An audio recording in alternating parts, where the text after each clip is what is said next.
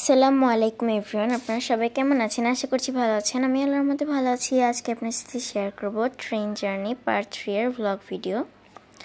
তো গত পর্বে আপনাদের দেখিয়েছিলাম ঢাকা বিমানবন্দর রেলওয়ে স্টেশন পর্যন্ত।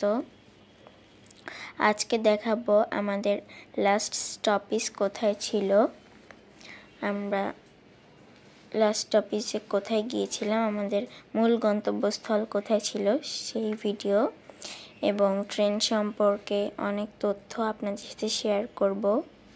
তা আপনারা ভিডিওটি উপভোগ করতে থাকুন। আর কথা না বাড়িয়ে শুরু করি।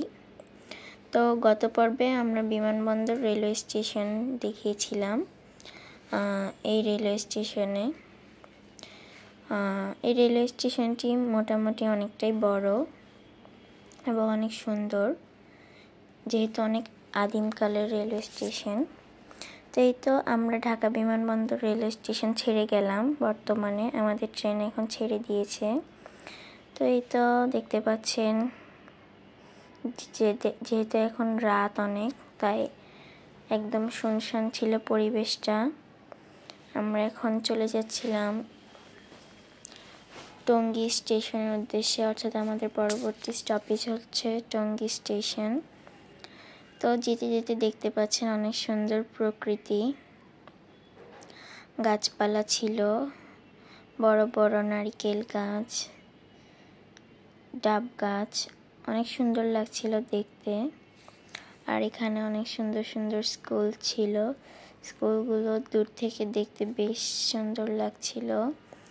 ঢাকা শহরের রাস্তাঘাট, যানবাহন, অলিগলি, ছোট ছোট দোকানপাট সব কিছুই অনেক ভালো লাগছিল দেখতে। তো এই তো এগুলো উপভোগ করছিলাম। এই যে দেখতে পাচ্ছেন আমরা এখন টঙ্গী স্টেশনে ঢুকে গিয়েছি। আগে কিন্তু টঙ্গী স্টেশনটা একদম ছোট পুরাতন ছিল, বর্তমানে নতুনভাবে আবার তৈরি করা হয়েছে। তো এই তো দেখতে পাচ্ছেন টঙ্গী স্টেশনটা এখনো পুরোপুরি কাজ শেষ হয়নি। কাজ শেষ হতে এখন অনেকটাই সময় লাগবে, তাও দেখতে অনেকটাই সুন্দর লাগছিল। পদ্মা এক্সপ্রেস এখানে স্টপেজ দেয় না মূলত, কিন্তু আজকে একদম স্লো হয়ে গিয়েছিল এখানে। তো এরপর থেকে দেখতে পাচ্ছেন আমরা যাচ্ছি, যে ট্রেন ছেড়ে দিয়েছে। এখন আমরা এখান থেকে ডিরেক্টলি জয়দেবপুর রেলওয়ে স্টেশনের উদ্দেশ্যে যাচ্ছি।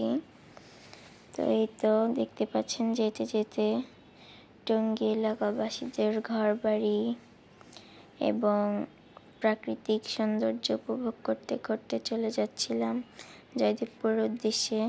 এটি গাজীপুরের মধ্যেই পড়ে। আমাদের জয়দেবপুর যাওয়ার কথা 1:50-এর দিকে, তো আমরা রাইট টাইমে পৌঁছে গিয়েছিলাম। এই তো এখনই আমরা জয়দেবপুর রেলওয়ে স্টেশনের প্ল্যাটফর্মে ঢুকবো। দেখতে পাচ্ছেন এই স্টেশনটা কিন্তু একদম ছোট।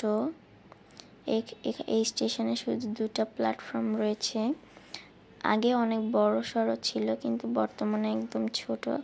আর এই স্টেশনটা আমি বেশিরভাগ সময় যখন যাই তখন দেখি একদম শুনশান থাকে, কিন্তু এখন বর্তমানে ঈদের সময় হওয়ায় এই স্টেশনে একটু ভিড় আছে যাত্রীদের।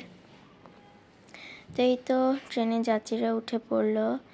এখন আমরা জয়দেবপুর থেকে টাঙ্গাইলে চলে এসেছি। টাঙ্গাইলে আজকে প্ল্যাটফর্মে আমাদের ট্রেন দাঁড়ায়নি, মাঝখানের লাইনে ট্রেন দাঁড়িয়েছিল 1 মিনিটের জন্য, যেহেতু টাঙ্গাইল স্টেশনে কোনো যাত্রী থাকে না। তো এই তো টাঙ্গাইল স্টেশন থেকে আমাদের ট্রেন ছেড়ে দিল। দেখতে পাচ্ছেন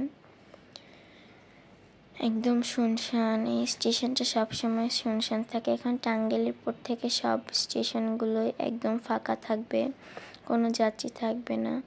তো এই তো গুটগুটে অন্ধকারের ভিতর দিয়ে আমাদের ট্রেনটা ছুটে চলেছে রাজশাহীর উদ্দেশ্যে। দেখতে পাচ্ছেন আকাশে কত সুন্দর চাঁদ উঠেছে। একটু জুম করে দেখালাম আপনাদেরকে। চাঁদটা অনেক সুন্দর লাগছিল। গ্রামীণ এই প্রকৃতি এবং চাঁদের সৌন্দর্য অপরূপ। বাস্তবে না দেখলে বোঝাই যায় না আসলে কতটা সুন্দর ছিল এই মুহূর্তটা। তো এই তো আমরা যমুনা সেতু পার হয়ে গিয়েছি।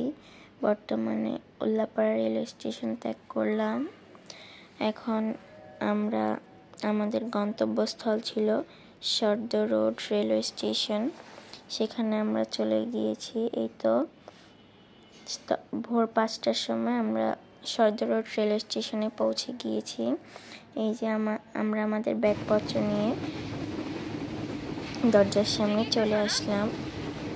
এই তো দেখতে পাচ্ছেন অনেক সুন্দর। তো আজকের ভিডিওটি এই পর্যন্তই। আমরা এরপরের ভিডিওতে রাজশাহীতে কী করলাম, কোথায় গেলাম সবই দেখাবো। সেই পর্যন্ত ভালো থাকবেন। আল্লাহ।